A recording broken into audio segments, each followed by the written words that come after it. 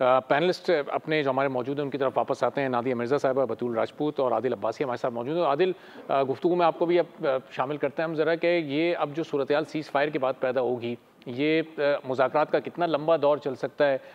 जो पहली बैठक लगेगी उसमें जो सालिस है उसकी क्या इंपॉर्टेंस या क्या रोल हो सकता है? और वो दोनों ममालिक के साथ इक्वल ट्रीट करेगा? कहीं हमें कोई टिल्ट तो नहीं महसूस होगा जो अभी तक बज़ाहिर हमें लग रहा है?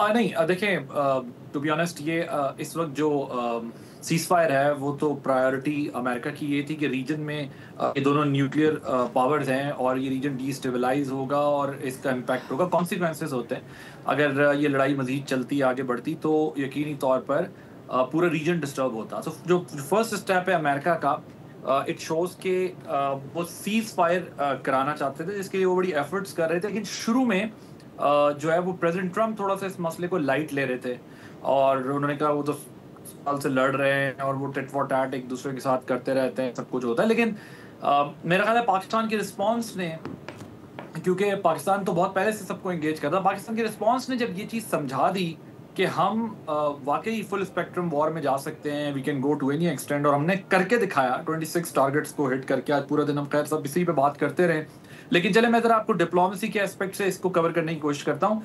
एक तो ये कि ये सीज फायर मेन फोकस था। अब आते हैं जरा आगे की तरफ। पाकिस्तान का एक लिहाज से डिप्लोमेटिकली भी जो है वो अपर हैंड आ गया इसके अंदर। अपर हैंड ये आ गया कि इससे पहले डिबेट ये होती थी कि जी कश्मीर के अंदर इंडिया इल्जाम लगाता था कि पाकिस्तान ये कर रहा है, पाकिस्तान ये कहता था कि इंडिया ने वहां पर अपनी 7 लाख फौज रखी हुई है, वो ये सब कुछ करती है। फिर आर्टिकल 370 हमने देखा उन्होंने एब्रोगेट किया, 35A उन्होंने एब्रोगेट किया।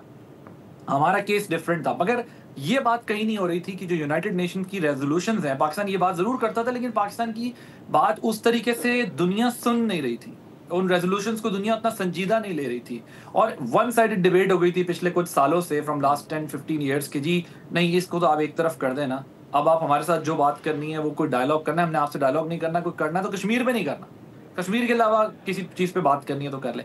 सो इस सारे सिनेरियो में एक चीज हो गई कि पाकिस्तान कश्मीर का केस बहुत स्ट्रांगली प्लीड कर सकता है और इंटरनेशनल फोरम्स पे। अब कितना अमेरिका साथ देता है, देखिए मैं 2019 में यूएस में था जब इमरान खान की और मुलाकात हुई डोनाल्ड ट्रंप की, तो उस वक्त भी डोनाल्ड ट्रंप ने ये कहा था कि हम आपकी मीडिएशन करवा देते हैं कश्मीर के मामले पे। लेकिन बाद में क्या हुआ, बाद में ये हुआ कि कुछ टाइम बाद ही, कुछ हफ्तों महीनों बाद ही उन्होंने 370 को एब्रोगेट कर दिया। इसका मतलब अमेरिकन की इंडियंस ने नहीं सुनी। ये ओवल ऑफिस में मैं खुद विटनेस कर चुका हूँ 2019 में कि जिस वक्त उन्होंने मीडिएशन की बात की और वहां पर एक बड़ी हाइप क्रिएट हुई कि शायद अमेरिका पाकिस्तान और इंडिया की वो मीडिएशन करा देगा। लेकिन बदले में क्या हुआ, बदले में वो उल्टा आर्टिकल 370 भी उड़ा गए। फिर आर्टिकल 370 उड़ाने के बाद जो ब्रूटैलिटी, जो डेमोग्राफिक चेंजेस, जिस किस्म का बिहेवियर इंडिया ने रखा कश्मीरियों के साथ और जिस तरीके का पाकिस्तान के साथ, रेस्ट इज द हिस्ट्री। अब मुझे लगता है कि इसके बाद पाकिस्तान के पास एक विंडो आ गई है कि पाकिस्तान भी, जब भी इंडिया पाकिस्तान पे कोई एलिगेशन लगाएगा तो पाकिस्तान कश्मीर कॉज को ऊपर रखकर बात करेगा, प्रायोरिटी पे रखकर बात करेगा। अब अगर ये डायलॉग शुरू होंगे ज़ाहिर है फर्स्ट स्टेज में तो वो कहेंगे इसकी फ्री एंड फेयर इंक्वायरी होनी चाहिए, तो ठीक है पाकिस्तान, तो we are saying this from the day one कि हम आ जाएं, आप जिस फोरम पे करना चाहते हैं कर लें। लेकिन पाकिस्तान साथ में ये भी कहेगा कि आप ये देखें कि जो आप कश्मीर में कर रहे हैं इसका रिजल्ट यही निकलना है, और आपकी और हमारी दो न्यूक्लियर पावर्स का जो इख्तिलाफ है वो इस बात पे रहता है। शायद इंडिया डायलॉग में आगे मजीद नहीं जाएगा, सीज फायर तक ही ये मामला रहेगा, लेकिन पाकिस्तान को एक आर्गुमेंट मिल गया है कि हमने कश्मीर कॉज को हमेशा सपोर्ट किया है, अपनी मॉरल सपोर्ट दी है उनको। अब पाकिस्तान इस केस को अच्छा प्लीड कर सकता है जो कि पिछले 10, 12, 15 साल से बैक बर्नर पे चला गया था ये मसला। तीसरी जो बात है वो बहुत इंपॉर्टेंट है। देखिए अरबाब, हमें ये समझना पड़ेगा, ये अमेरिका ने जो इस वक्त रोल प्ले किया है, ठीक है, अच्छी बात है, लेकिन अमेरिकन अब अपने आप को डिटैच कर रहे हैं।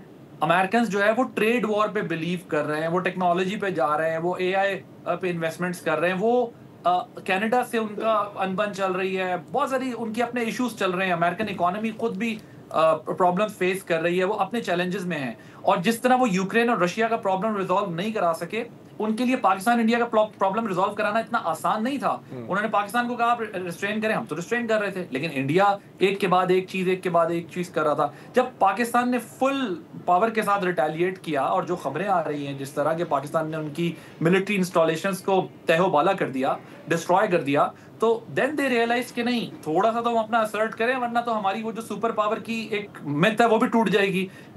ये ध्यान में हमें रखना है कि इंडिया यहाँ रुकेगा नहीं। अब जो अमेरिका कर सकता था वो निकल गया, इससे आगे अमेरिका हमारा साथ नहीं देगा। हमें ना ये दोबारा इस तरह की सिचुएशन क्रिएट होगी। जाहिर है इंडिया ने कुछ सोच समझ के ही इस पर अग्री किया, वरना वो तो कह रहे थे अगर आपने अटैक किया तो हम इससे खतरनाक अटैक करेंगे, तो कर लेते आप। आपकी एक एक जगह मार्क करके आपको अटैक किया गया, आपकी जरूरत नहीं हो रही कि आप इस रीजन में जो है कन्वेंशनल वॉर भी पाकिस्तान से कर सकें। न्यूक्लियर वॉर तो बहुत बड़ी चीज है। ये जो प्रॉक्सीज है ना अरबाब, ये बहुत इंपॉर्टेंट बात है। We need to keep an eye on this situation। ये जो फितना अल खवारिज की सूरत में, BLA की सूरत में, BLF की सूरत में, और इसके कई और शेप हैं जिसमें इंडियन इंटेलिजेंस रॉ के फुटप्रिंट्स हमें मिलते हैं। ये बढ़ने वाली है, ये मेरी बात याद रखिएगा। थोड़ा सा आगे चलकर भी हम डिटेल से बात करते हैं। सब्सक्राइब करें और बेल दबाएं ताकि कोई खबर रह न जाए।